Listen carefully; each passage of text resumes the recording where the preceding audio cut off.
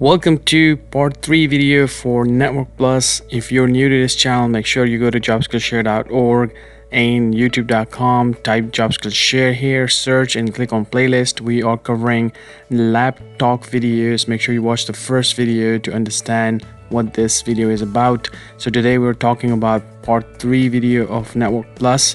So I am going to go to my new lab for Network Plus. I'm going to click on that, and now we are going to cover the one that we have left after part 3. Before I jump into the OS updates, which is actually the part of this lab and the talk, I want to talk about a little bit on the lab itself, because so many people that are coming to this platform, they are new to IT, and you must be thinking, what else can I do with these labs? Because for a new person, it is kind of hard to realize the benefit of these labs. When someone they've been in IT for so long, they appreciate this access because they know how much time saving this is and how much benefit they can get out of it.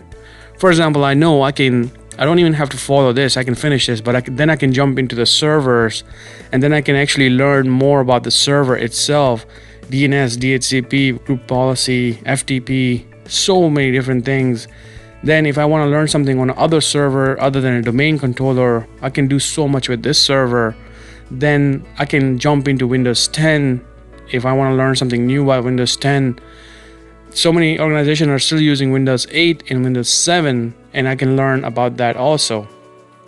Think about yourself. In your scenario, you may want to do a lot of practice, like, how did this machine get added to the domain controller, and working on some of the Windows 7 features, and then moving on to Windows 10 and trying to do something in between. Create a folder, share it between each other, because remember, all of these computers are connected to your Active Directory. If you go here, now these are the real world stuff that you have learned in the courses that I suggested on jobskillshare.org, the help desk one, because this is exactly what you do at work. You can install the same scripts over here and actually learn by adding some users over here, deleting them, resetting their passwords, logging into these other machines, installing some tools, playing around with these labs. This is the power of these labs, and like I said, this is where we appreciate it, because we know how easy it is to learn these type of things now. Now moving on with the lab, what you're going to learn in this one, as it says, OS operating system updates and configure security policy. Now this is going to be a very normal task in your job. Either if you're a help desk or a system admin, you are going to install new fresh operating systems for users or for some other purposes, and you need to do an update right away after you install the operating system, because the operating system file could be 1 year old or 6 months old or 2 months old, but then there are going to be more updates available by Windows. So when you install it, you're going to run some commands. You're going to run that, it will scan, and then it will tell you that this many updates are available.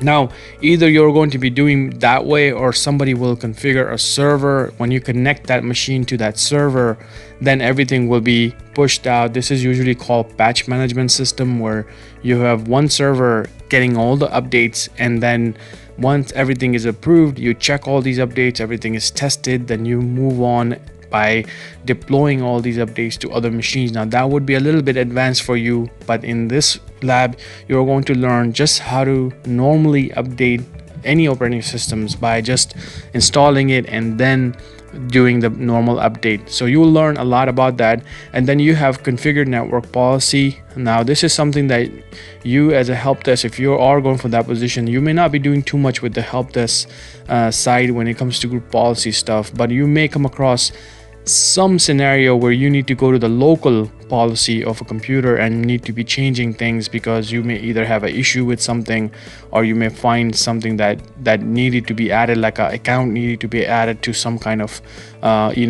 group policy thing.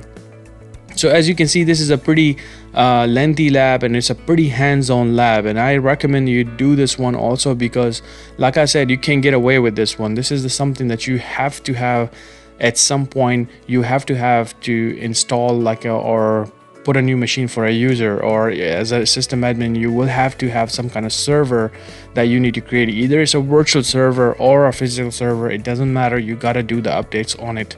And for a system admin you have to know the group policy side, because this is where you need to be pushing out something like on these machines or PCs or different devices. Someone will give you a list. Maybe you're working for a very secure environment and you need to secure a lot of different type of options. You have to have like a paper in front of you, like for example PCI. Make sure you Google that.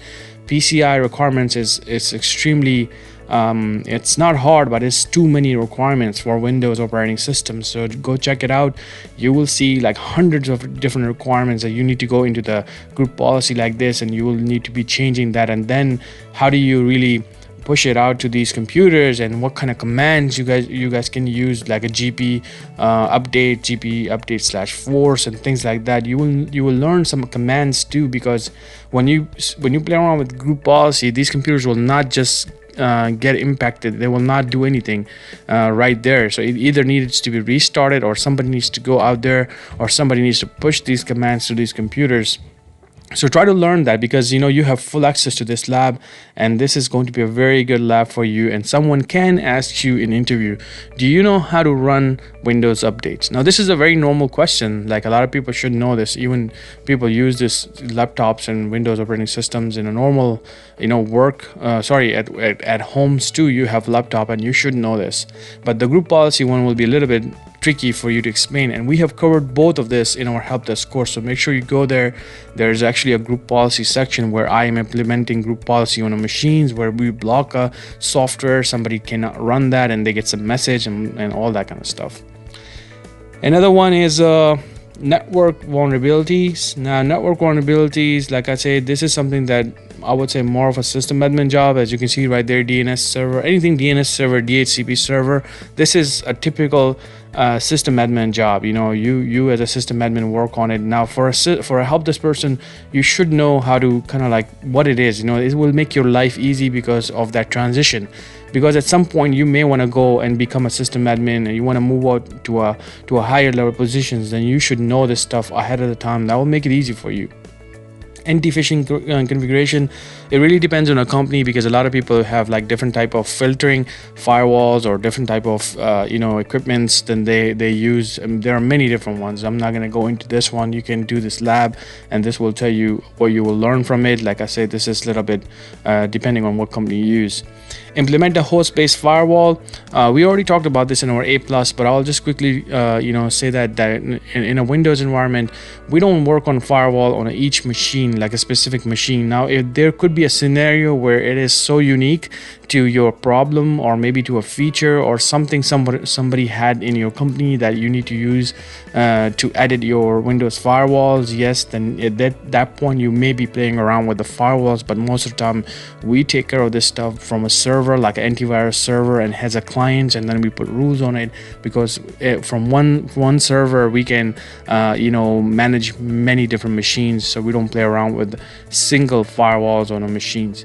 Install a Hyper-V. Okay, this is a virtualization. Remember guys, I told you in the beginning that now we are moving to this hybrid world of IT where we are working on virtualization, physical servers and cloud at the same time. So these are the big players: Hyper-V, VMware, Citrix. So if you know about VMware, people are going to respect that. They will know that you know your skills, because when you know the VMware stuff, you will know the Hyper-V. If you know the Hyper-V stuff, you're gonna know the VMware. It's easy to understand both of these, because both are competitors and they're doing kind of like similar things, but some has better features and some are better in one area. So yes, do this lab, because at some point you may come across a company that will be using Hyper-V very like all over, but you may come across a company that will be Windows environment 99%, but then they will be using VMware for all of their virtualizations. And VMware, we have a full certification labs on VMware. Okay, moving on to troubleshoot internet common and DNS issues, common connection issues. So for example, troubleshoot internet connectivity issues, troubleshoot network connectivity issues due to DNS settings. Now the first one is something recommended for every single person if you're going to IT. I mean, you cannot get away from troubleshooting and internet issues. Like this is going to be so many different type of scenarios that either you may have someone, let's say for example, you may have some type of scenario where everyone needs to put some type of proxy address in your adapters, or maybe you need to put a DNS in your adapter or something like that, and this could be a simple user mistake by not putting right information, and then everything is messed up. And you can see this is where they show you everything hands-on, but this could be an issue with something else, like it could be like your physical wire, Ethernet wire is not connected correctly, and maybe something is messed up, maybe something on a switch is down. So I have shown that type of real-world scenarios in my course, but this is only specific to one task. Remember, this is too big for us to cover. You can even make a whole course on internet troubleshooting issues. I mean, I can create like hundreds of different type of internet connectivity issues if I want to, but that's not the way you should be learning things, because if there's an issue, you need to know the basics, how to look where the problem is, and then based on that you can do your research. But most of the time you will fix the issue by just knowing that, okay, this is the issue with the physical stuff, this is the issue with the port being down on the switch or like that, or this is the issue with this computer not getting an IP address or something like that. That will lead you to different learnings like DNS and DHCP. Just like in this section, you have different troubleshooting ones, like network connectivity issue with DNS settings, and this is where you need to learn that kind of stuff. Where to find it. Like for example, if I tell you where is the IP addresses, like can you go in there? So then you will basically go to these machines and go to the adapters and then check the IP address. Is it on DHCP? Is it on like a static IP address, or somebody put a wrong DNS in there, something like that. So I think for this lab we are good. We are going to cover our next section, which is install and configure DHCP and DNS server, and we'll move on with the other ones in part 4. Thank you for watching this video. Make sure you subscribe and like and comment on this video.